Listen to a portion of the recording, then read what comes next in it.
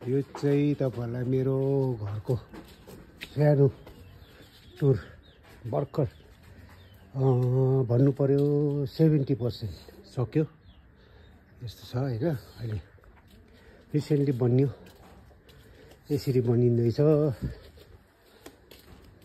यस्तो चाहिँ म आफै गर्छु। यो बाहिरको डिजाइन चाहिँ यो सबै खुर्किरहेछ। यो बनाउनु पर्ने छ। दसैँ मनाउनु छैन तर पनि घर त सफा बनाउनु पर्यो। यो काम चाहिँ मैले गरेको भित्रको चाहिँ डल्लै यस्तोहरू त अब लेबर लाउनै पर्यो। तर अरू चाहिँ म आफै यस्तो सानो गेट सेट यताउता यो दैलो सैलो खिड्की सिर्की यो पुट्टी सुट्टी हो यताउता आफै गर्छु। कसैलाई आफैले गरेको राम्रो हो, किनभने चेपचाप सबै याद हुन्छ। अन्त यो चाहिँ मेरो सिरो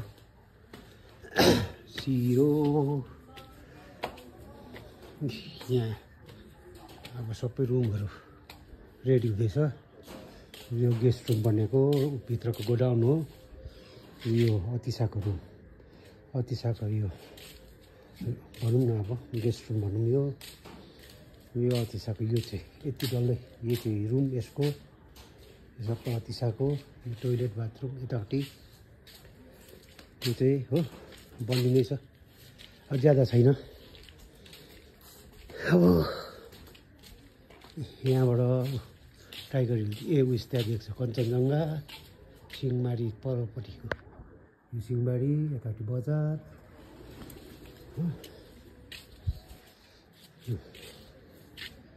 परसो रेलिङ रक गार्डन यहाँ रक गार्डन हो। रिसियाट ब्लुमफिल्ड चुङथुङ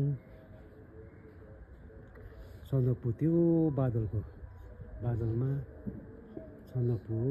यस्तो छ दार्जिलिङ, मिठो दार्जिलिङ, राम्रो दार्जिलिङ, डार्लिङ दार्जिलिङ। हामी यहाँबाट तल खोलामा खेल्न जान्थ्यौँ। अहिले सब जङ्गल भयो। त्यहाँ चाहिँ चितुवा पनि छ भन्छ। बँदेल त जति छ, मृगहरू त चितुवा पनि छ भन्छ। यस्तै हो, यस्तै छ जिन्दगी झ्याङझ्याङ। यो चाहिँ आमाको फुलहरू टन्नै छ। नगर्नु भन्दा पनि रिसाउँछ, घर बिग्रिन्छ भन्दा।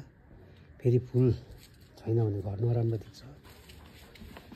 सबै आमाको फुलहरू, आमाको फुल राम्रो देख्छ घर फुलले।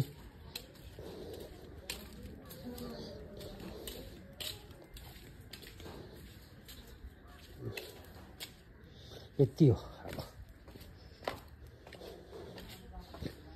सक्नु आँट्यो अब।